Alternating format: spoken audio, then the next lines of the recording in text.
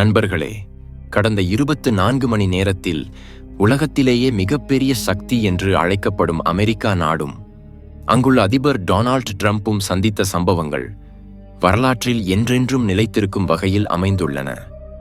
அமெரிக்க அதிபர் Donald Trump தங்கள் கடல் படை வலிமையையும் கடற்படையையும் எவ்வளவு பெருமையுடன் பேசி உலகம் முழுவதும் பயமுறுத்தி 3வது உலகப் போர் வரை மிரட்டல் விடுத்தார்களோ, இப்போது அதே கடல் வலிமையும் கடல் ஆதிக்கமும் அவர்கள் கையிலிருந்து மணல் போல நழுவி வருவது போல தெரிகிறது. கடந்த 24 மணி நேரத்தில் இந்தியாவிலிருந்து அமெரிக்கா மீது ஒன்றன் பின் ஒன்றாக பல கடுமையான நடவடிக்கைகள் எடுக்கப்பட்டுள்ளன. அந்த ராஜதந்திர மற்றும் இராணுவ அடிகள் அவ்வளவு வலுவாக இருந்ததால் அமெரிக்காவின் பாதுகாப்பு அமைச்சகமான பென்டகான் கூட தடுமாற்றத்தில் ஆழ்ந்துள்ளது.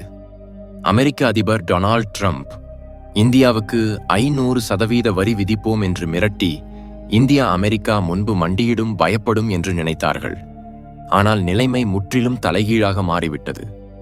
கடந்த 24 மணி நேரத்தில் இந்தியா கொடுத்த ஒவ்வொரு அடிக்கும் இப்போது அமெரிக்காவே இந்தியா முன்பு மண்டியிட வேண்டிய நிலை ஏற்பட்டுள்ளது. இப்போது முழு நிலைமையும் மாற்றமடைந்துவிட்டது. அமெரிக்கா வெனிசுலா நாட்டின் மீது தாக்குதல் நடத்தி அங்குள்ள அதிபர் நிகோலஸ் மடுரோவை கைது செய்ய முயன்றது. அந்த எண்ணெய்க்காக, அந்த கருப்பு தங்கத்துக்காக. ஆனால் இப்போது அதே வெனிசுலா எண்ணெயும் அங்குள்ள முழு கட்டுப்பாடும் அமெரிக்கா கையிலிருந்து நழுவிவிட்டது. நண்பர்களே, ஒருமுறை யோசித்துப் பாருங்கள். அமெரிக்கா தன் சொந்த வீடு என்று நினைக்கும் வட அட்லாண்டிக் பெருங்கடலில் இந்திய கடற்படை கால் வைத்தவுடன் கடலில் பெரிய புயல் வீசியது போலாகிவிட்டது. இப்போது நிலைமைகள் அப்படியே உருவாகி வருவதால் அமெரிக்காவின் வெனிசுலா எண்ணெய் மீது கைப்பற்ற வேண்டும் என்ற கனவு முற்றிலும் தகர்ந்து வருகிறது. இப்போது வெளிவரும் இந்த செய்தியால் உலகமே இந்தியாவின் இந்த தைரியமான நடவடிக்கையை பற்றி பேசிக் கொண்டிருக்கிறது. எண்ணெய் ஆட்டத்தில் இனி இந்தியாவே ஆதிக்கம் செலுத்தப் போகிறது. அதாவது அமெரிக்கா எவ்வளவு பெரிய சதி செய்து தன் இராணுவத்தை அனுப்பி தலையீடு செய்ய நினைத்த வெனிசுலா எண்ணெய் வளங்கள் இப்போது இந்தியாவின் செல்வாக்கின் கீழ் வருகின்றன. இந்த முழு சம்பவங்களுக்கு நடுவே மிகவும் சுவாரஸ்யமான விஷயம் என்னவென்றால், இப்போது அமெரிக்காவுடன் உலக நாடுகள், ஐக்கிய நாடுகள் சபையில் எதிர்கொண்டு பேசுகின்றன. ஆனால் இந்தியா நிலத்திலும் கடல் அலைகளிலும் ஒன்றன் பின் ஒன்றாக பெரிய முடிவுகளை எடுத்து வருகிறது. ஒருபுறம் இந்தியா பிரான்ஸ் அதிபருடன் இணைந்து அமெரிக்காவுக்கு அத்தகைய ராஜதந்திர அடி கொடுத்ததால் இப்போது ஐரோப்பா கண்டத்தில் அமெரிக்கா தன் இஷ்டத்துக்கு செய்ய முடியாது. மற்ற பகுதிகளிலும் அமெரிக்காவின் ஆட்டங்கள் ஓடாது. இதுவரை இந்தியா இந்து மகா சமுத்திரமும் அரபிக்கடலும் மட்டுமே தங்கள் பாதுகாவலர்கள் என்று சொல்லிக் கொண்டது. ஆனால் இப்போது 7 கடல்களை தாண்டி வட அட்லாண்டிக் பெருங்கடலில் இந்திய கடற்படை இறங்கியதும் முழு நிலைமையும் தலைகீழாக மாறிவிட்டது.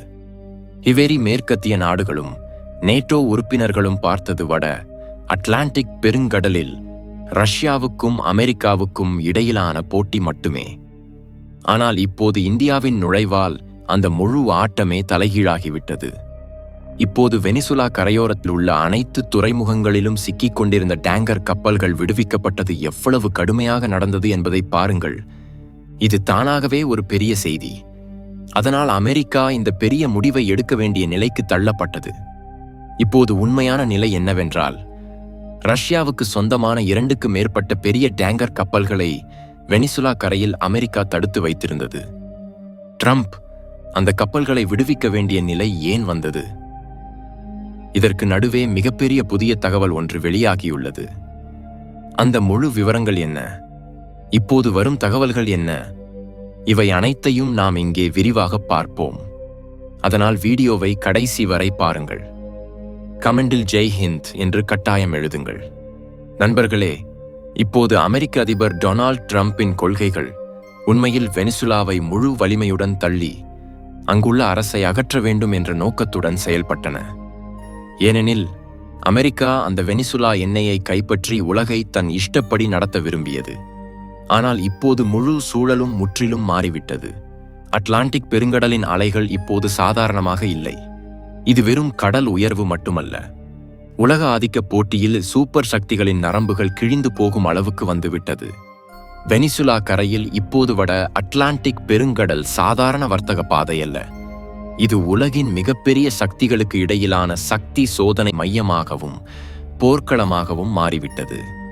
ஒவ்வொரு ராடார் சத்தமும், ஒவ்வொரு செயற்கைக்கோள் இயக்கமும், ஒவ்வொரு கடற்படை தகவலும் ஏதோ மிகப்பெரிய வரலாற்று சம்பவம் நடக்கவிருக்கிறது என்று தெளிவாக சொல்கின்றன. அமெரிக்கா எடுத்த நடவடிக்கை கடல் அமைதியை ஒரேயடியாக அழித்துவிட்டது.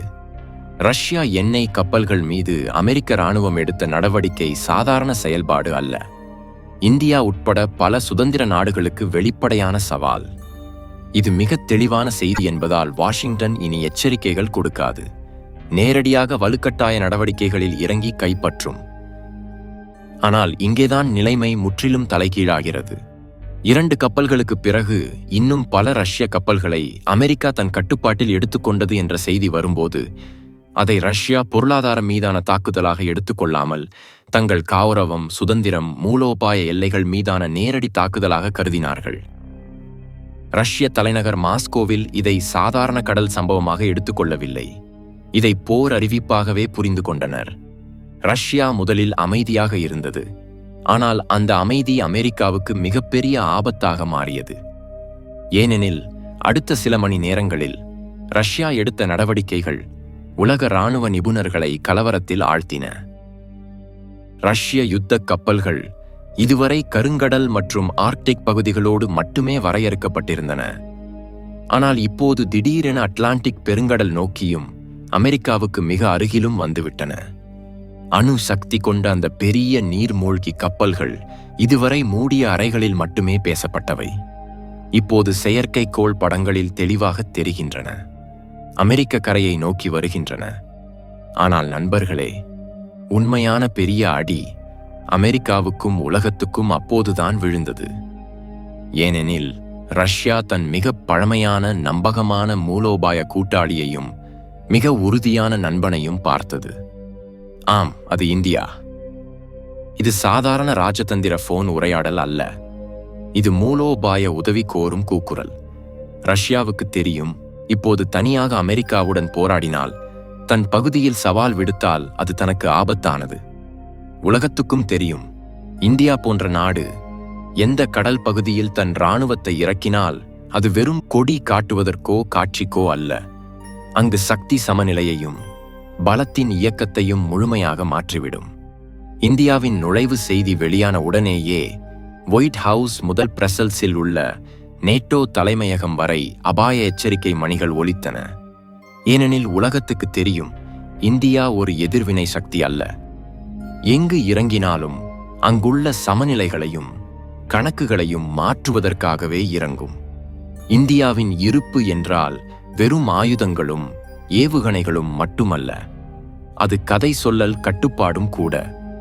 அட்லாண்டிக் பெருங்கடலில் இந்திய யுத்த கப்பல்களின் இருப்பை எந்த நாடும் சாதாரணமாக எடுத்துக்கொள்ளவில்லை. அமெரிக்கா இதை தன் கடல் ஆதிக்கத்துக்கும் தன் ஆட்சிக்கும் நேரடி சவாலாக கருதியது. அதனால்தான் ஒயிட் ஹவுஸிலிருந்து மிக கடுமையான அறிக்கை வந்தது. அது அறிக்கை அல்ல, வெறும் மிரட்டல் மட்டுமே. டொனால்ட் ட்ரம்ப் சொன்னார், இந்தியா மீது 500% வரி விதித்த பிறகு பல்வேறு தடைகளையும் நிபந்தனைகளையும் விதிப்போம் என்று. ஆனால் நண்பர்களே, எப்போதும் நடப்பது போலவே இவை எல்லாம் வெறும் அரசியல் கடுமையான பேச்சாகவே முடிந்துவிட்டன. ட்ரம்ப் தெளிவான செய்தி கொடுத்தார். இந்தியா பின்வாங்க வேண்டும், இல்லையென்றால் கடுமையான விளைவுகளை சந்திக்க வேண்டும். ஆனால் இந்தியா ஓரடி கூட பின்வாங்காமல் அட்லாண்டிக் பெருங்கடலில் தன் யுத்த கப்பல்களுடன் வலுவான இருப்பை பதிவு செய்து உறுதியை நிரூபித்தது. இது வெறும் ரஷ்யா பிரச்சனை அல்ல, வரும் புதிய உலக ஒழுங்குக்கு முக்கியமான சோதனை. மௌனமாக இருந்தால் நாளை அமெரிக்கா இந்து மகா சமுத்திரத்திலும் அதே ஆதிக்கத்தை காட்டியிருக்கும். கடலில் கப்பல்கள் நேருக்கு நேர் நிற்காவிட்டாலும் ஒவ்வொரு அசைவும் ஒரு எச்சரிக்கையாகவும் ஒவ்வொரு ராடார் லாக்கும் மிரட்டலாகவும் மாறியுள்ளன. உலகம் மூச்சை அடக்கி பார்த்து கொண்டிருக்கிறது. அடுத்த நடவடிக்கையை யார் எடுப்பார்கள்? இந்தியாவின் நுழைவு உலகத்துக்கு பெரிய ஆச்சரியம். அமெரிக்காவுக்கு பின்வாங்கும் பாதை மூடப்பட்டுவிட்டது. முன்னால் சென்றால் இந்தியாவுடன் மோத வேண்டியதுதான். திடீரென பிரான்ஸ், பிரிட்டன், நார்வே, ஸ்வீடன் போன்ற நாடுகள் அமெரிக்காவை விட்டு இந்தியாவின் பக்கம் நின்றன. சீனாவும் இந்தியாவின் நடவடிக்கைக்கு ஆதரவு தெரிவித்தது.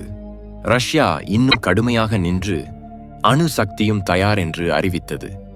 அமெரிக்கா அழுத்தத்தில் விழுந்தது. இந்தியாவுடன் சண்டை என்றால் சீனாவுக்கு இடம் கொடுப்பது மட்டுமல்ல, லத்தீன் அமெரிக்காவில் பிரேசில், வெனிசுலா போன்ற நாடுகளும் இந்தியாவுக்கு ஆதரவு தரும். அதே சமயம் இந்தியா அமைதியாக பொருளாதார தாக்குதல் நடத்தியது. அமெரிக்கா 500% வரி மிரட்டல் வந்தபோது உயிர்காக்கும் மருந்துகள், மசாலாக்கள், துணிகள் உள்ளிட்ட 32 சரக்கு கப்பல்களை நிறுத்தியது அல்லது பாதை மாற்றியது. அமெரிக்காவின் சுகாதார அமைப்பு முழுவதும் இந்தியாவின் மலிவு விலை மருந்துகளை சார்ந்துள்ளது. நிறுவனங்கள் ஒயிட் ஹவுஸ் மீது அழுத்தம் கொடுத்தன. 500% வரி இந்தியாவுக்கு சம்பந்தமில்லை என்று வார்த்தையை மாற்றி ரஷ்யா டேங்கர்களை விடுவித்தார். ஒரு தோட்டா கூட சுடாமல் ராஜதந்திர பொருளாதார உத்தியால் இந்தியா மகாசக்தியை பின்னுக்கு தள்ளியது. இது இந்தியாவின் வெற்றி மட்டுமல்ல, உலகத்துக்கு பெரிய நிம்மதி. சக்தி மையம் மேற்கிலிருந்து கிழக்கு நோக்கி இந்தியாவின் பக்கம் நகர்கிறது. உங்கள் கருத்து என்ன? இந்தியா இந்த புதிய சக்தியை பயன்படுத்தி உலக அமைதி சமநிலையில் பெரிய பங்காற்ற வேண்டுமா? கமெண்டில் சொல்லுங்கள். லைக், ஷேர், சப்ஸ்கிரைப் செய்யுங்கள்.